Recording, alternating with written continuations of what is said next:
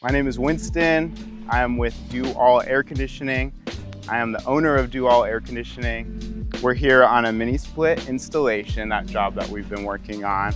Got a little bit of a jump on it so far. I'll show you what we have so far over here. We have a hole in the wall that we're gonna need our line set to come through. That's been a little bit of a pain so far getting that right. What this is over here is an enclosed patio. And it looks like when they kind of built everything off, they didn't exactly make it easy for us to get the line set going through. So that's what I've been working on.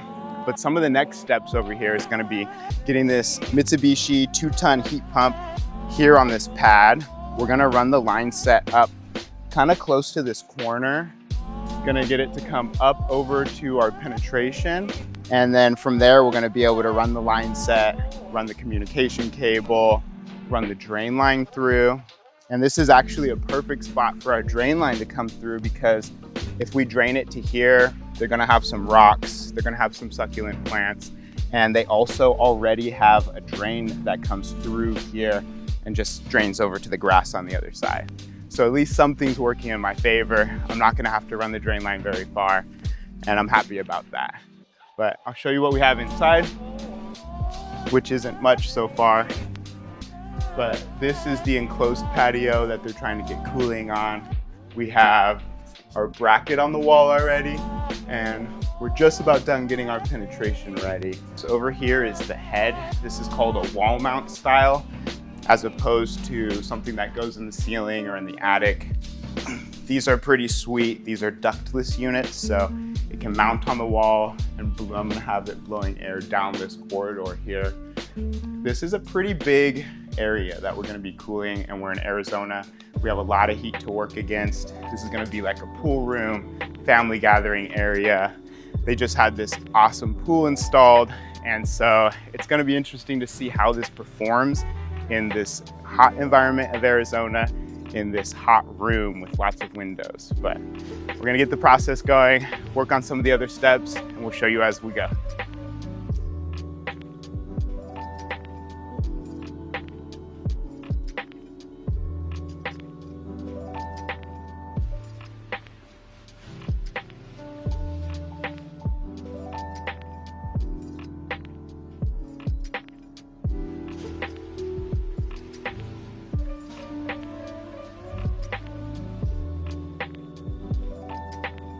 This should allow me to kind of get this to go through. If I have some tape, I kind of like to tape this to there so that it can go through more seamless without that. A little bit of tape on this insulation. Okay. And then I want to make sure that my drain line stays here on the top, which once I put it through, right now the unit's upside down, so once I put it through, this will be the bottom. But we always want our drain line to be like the lowest point. Make sure we have like a good gravity to drain. So by wrapping this up first, this should help me from getting it like snagged on something as it's going through. It should theoretically help this to go a little bit more smooth. Taping the end of it now also so no debris gets in there. I can always take that off after. It's actually been a little while since I've done one of these by myself. Usually I have like a small team here with me, and they're handling business. So hopefully it's like riding a bike where you don't forget, but I'm sure after it's been a minute, it's gonna I already don't like the way that some of those pieces are like snagging. People are not gonna like that I'm using this tool for this job, but hey, sometimes you just gotta do what you gotta do. You know what, I can't do it. I'm not gonna do it. I'm not gonna use my tin snips. See, something like this is more well suited. Some beefier cutters. Otherwise you end up ruining your tin snips, putting like a mar in the cutter, and when you go to cut something like sheet metal, then you end up with like a really rough cut, or you're having a tough time cutting it because you used it to cut something like a little thicker than you should. I was gonna do it, but I couldn't bring myself to do it. So right now I'm just cutting out some of this like chicken wire and different stuff that they had in here. Because this is like a stucco finish, they put chicken wire back here for the stucco to have something to grab to when it's like in a liquid form, which makes it fun for doing stuff like this. But gets a lot of that out of the way, because the last thing I want is for my insulation to get snagged on something sharp and then tear in the wall. And then we have condensation or moisture inside the wall. So take an extra couple minutes, get that sharp, snaggy stuff out of the way. And this is going through a little smoother than the first shot.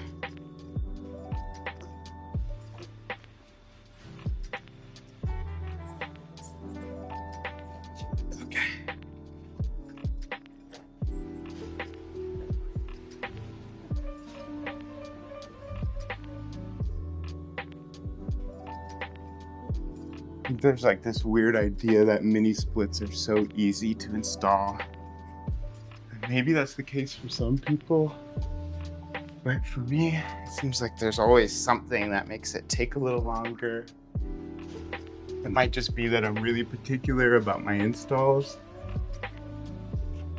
Unfortunately, I have seen a lot of bad mini split installs where people do just slap it together, and then it ends up turning out not so great. It ends up with issues, refrigerant leaks, leaking in the wall. So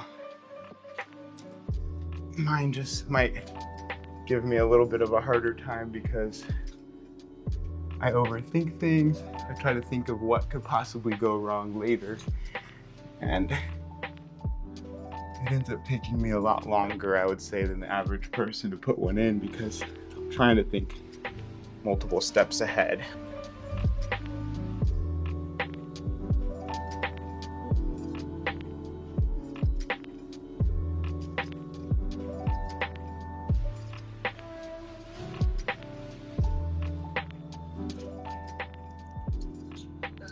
I'm sorry, 11:13. She's got 2 dogs and a cat. She's, I guess, been very sick, like hasn't been able to come out of her apartment a whole lot. And she hasn't had any AC in months. But her apartment smells really bad.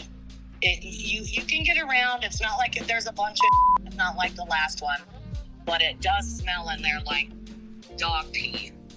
But I need you guys to come now. She literally said that she hasn't had AC since last summer. Why are we just now? Why is she just now told us about it today? And she wants someone to look at it today? Well, I need somebody to come out and look at it because she finally called it in. Because now you've been notified, yeah. Oh, that's crazy. So she waited till one of the nicest mornings that we've had in weeks. That's great. Okay. Let me tell you what, me and Chance went in there. We replaced her thermostat, we replaced her filters. But it is so freaking hot in there. I mean, it was 130, according to the freaking temp gun. Are you serious? I'm serious. And she's gonna have to sit in her bathroom with her dogs while you guys fix her AC. So I wanted to let you know that. Okay. Oh, goodness. Okay. I'll, She will be. She's an elderly lady with 2 huge dogs. Huge ones. She sat in her bathroom while me and were in there for 20 minutes. And that's what she'll do when you guys come out. But we changed it about an hour and a half ago. And she said the temp is still going up. It's not cooling, so it wasn't the thermostat. Okay. Well, we do have some guys over at Villa now. We'll ask them to assess that and keep you updated. I'm sorry. I mean, like I said, it's not. It smells worse, but it's not as bad and cluttered like the last one was. So, Okay. Well, that's a. But it's completely dried, and it needs to recall maybe you guys putting in a brand new AC unit in that unit a couple years ago. So. Okay. Yeah. Remind me of the apartment number? Alrighty. It's just so hot in there. She was crying. I'm talking to her through her bathroom door. And I'm like, why didn't you call this in, Linda? I was so too embarrassed. Wow. Okay. Alrighty. Okay. Do you still want me to call your office? I just wanted to explain to you what the apartment, the condition was before you guys went in. I should be able to let them know. Okay. Alright. Thanks for the heads up. Appreciate it. Thanks, Winston. Okay. Bye. Okay. Bye.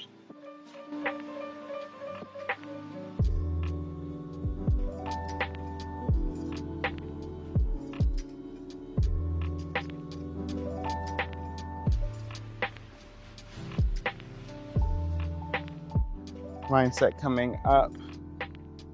And so now I have kind of like a goal to shoot for of where I want this line set to run.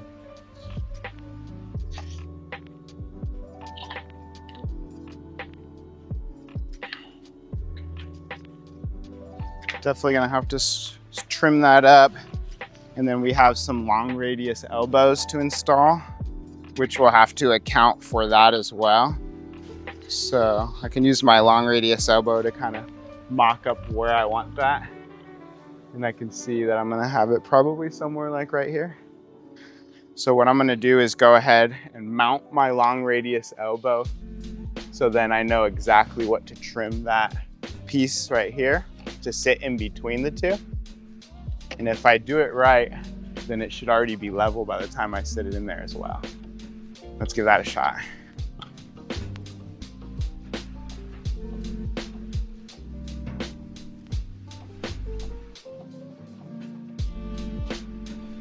So again, my deburring tool is MIA, but we still have to deburr. And so this is a little trick for you youngins. You can still deburr, there's no excuse not to. Even if you lost the tool, you just have to take your time, get your knife in there, and take off the burr of copper. Make sure you're using gloves, and just take your time. Now, whether you're using a deburring tool or not, just make sure again that you get that copper out of there. Always have your pipe facing downward. Make sure that that copper can't make its way into your line. Oh, we can flare this with our nut on. Don't make the mistake that I just did. Make sure before you flare your end that you put your nut on first, because once that end is flared, that's not going on, no matter how hard you try. Okay, so for this Navac flaring tool, couple of nice things about it is it has this little depth gauge on it. So, put my flare nut back on, get this kind of in the 1/4 inch section here. Also, this guy's got to go on a very specific way. So you need to make sure that you put it on right. And if you're not putting it on the right way, it's not gonna go.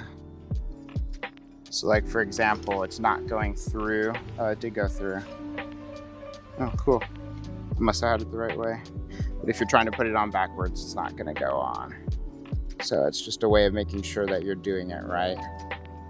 Now I've got my depth set. I'm gonna start tightening this guy down. Oops. Oh yeah, tighten this guy down in the right spot. Then you can go ahead and begin your flare. Now this is gonna do most of the hard work for you. And all you have to do Just twist this until you kind of feel it release. So it kind of released there. So the nice thing about this is it's not going to allow you to overdo your flare. Back it up. Loosen this guy up. Slide this guy back out of your way. And this is what a flare should look like. Look at this beautiful flare. Now, this flare should match up to right there. You can see how that kind of matches up real nicely. And I'm just gonna go ahead and snug this up by hand for now until we get out our torque wrench and we torque that down to spec. Okay, I'm not gonna cut a ton off of this, but just gonna go ahead and get rid of the factory flare that just looked absolutely horrendous. I'm not even going to attempt to tighten that on. And I always do a leak check on these units to about 400, 450 PSI. Sometimes the units can run at higher pressures than that, but 450 PSI is plenty to tell whether or not you have a leak or a bad connection or something like that. Flare nut on first. Run this up to my depth gauge. Tighten this guy in place after I move it up.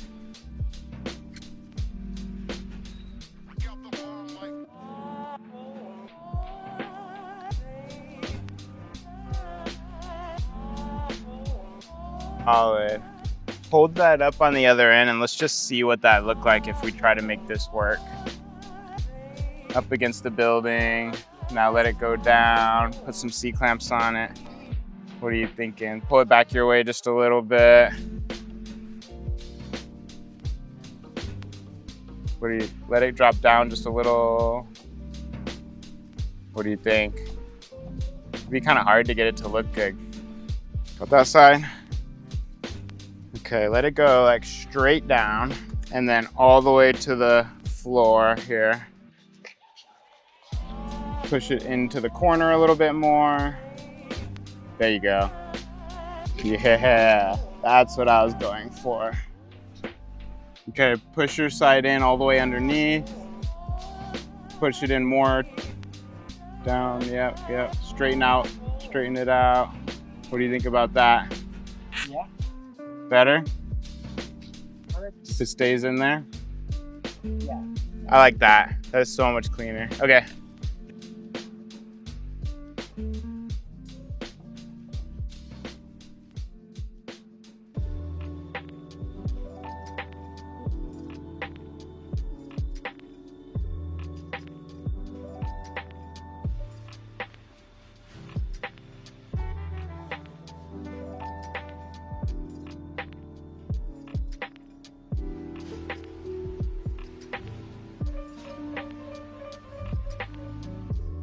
What we should do is do ourselves a favor and put a little oil on it this time. Yeah, and a little bit of oil goes a long way. So I'm just gonna kind of dip this in. And this should theoretically make our job a lot easier of pulling this wire through this conduit. What we're doing now is making a custom whip because we could have made like a stock 8-foot whip work. We could have made a stock 6-foot whip work, but it really would have been a stretch and I wasn't really trying to have it look kind of wonky. That worked out nice, a little bit of oil. Okay, so this guy's gonna go on your end. And then you're probably gonna wanna pull through a little bit extra wire.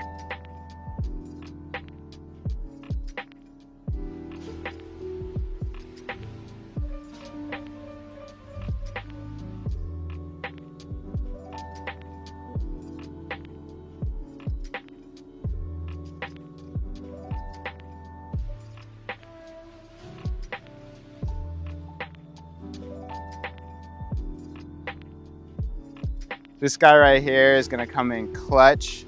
So what we're doing is running PVC through this. I think PVC is gonna allow it to drain a little bit better than like the corrugated type of drain pipe that you usually see used with this. But to get around this long radius, there's not exactly a PVC fitting that matches that. So I had this bad boy on the truck, finally getting a chance to use it, a flexible fitting. So, and this just has adapters on each end to allow it to adapt to either 1/2 inch or up to 3/4. So we have 3/4 PVC in this case.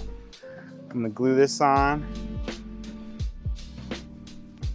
Try not to drip on the floor. Try not to spill my glue. First side hooked up.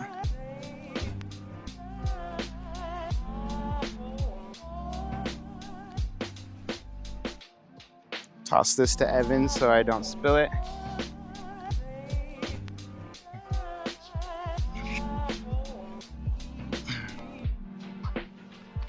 And I'm just gonna hide my PVC back behind my line set. And we should be good to start putting on our line set covers now.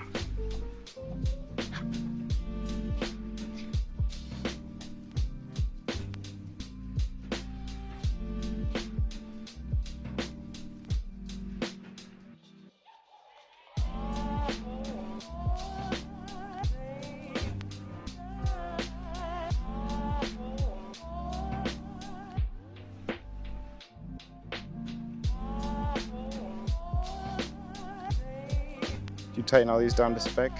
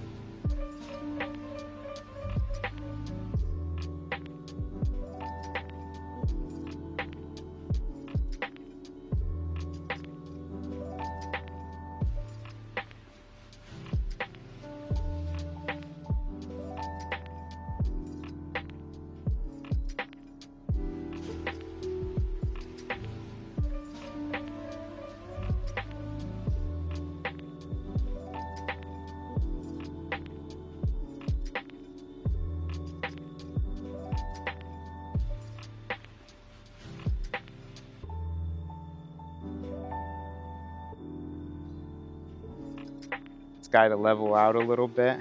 It's like their travertine must be pitching a little bit away from the house, which makes sense for the flow of the water and rain and stuff to flow away from the house. But I didn't want to leave my unit also pitching away from the house. So I put a couple of rubber vibration pads or shims up in the front. And now you can see our level is right where we want it to be. Looking solid. Right in the middle.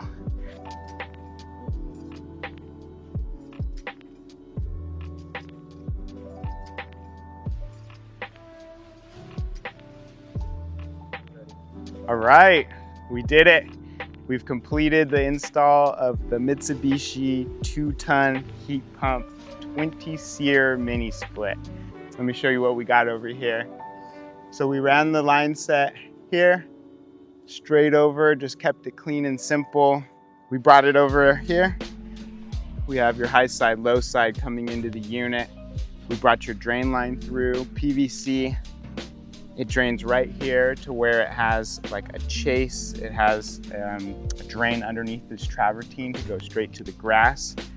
So that was nice that we got to do that and at least kind of have a short drain and a nice place for it to drain to with the condensation. We put the 2-ton 20-seer up on a nice plastic pad, sits it up off of the travertine a little bit, gets it out away from the dirt and stuff. Put a little vibration pad to get everything nice and level. Sprayed off the unit to get off the shipping oils. We're in Arizona, is a really dusty place. We don't want any dirt or dust sticking to those coils. That's why she's nice and wet right now. We ran the whip over into this. Luckily, what we had here was a Pentair panel from all of their pool equipment. They've upgraded the electrical to it so that we can run the mini split off of right here. So here's your breaker for the mini split. Also, what I did was put the Rector Seal surge protector in right here.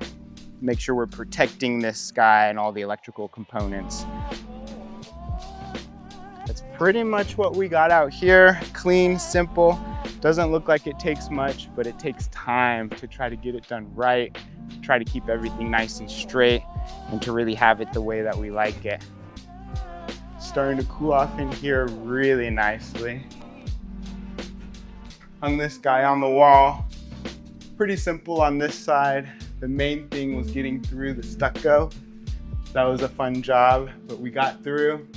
We just need a little bit of touch-up paint around it. But you can see this baby is blowing nice and cold. Do me a favor and don't ever put the probe of your thermometer inside right here, because you will ruin your blower wheel.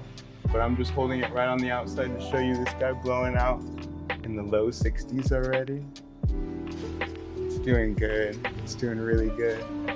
I'm excited for this client to enjoy their new pool house that they've been working on. It's gonna be cool, comfortable in here for them to enjoy time with their family.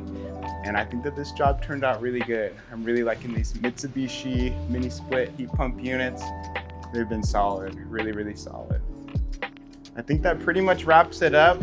I hope that you guys stick around to watch more videos. We have more coming out soon. We're gonna be posting content just like this, day in the life videos, installation videos, tips and tricks. So make sure you like and subscribe, because we're getting this YouTube train going. Or maybe I should say something else. I don't know if I want to reference a train. I'm not really a huge fan of trains. I am more like a carrier ICP guy myself. So we're getting this YouTube channel going, and welcome to the YouTube channel, and we got a lot on the way. So make sure you stick around.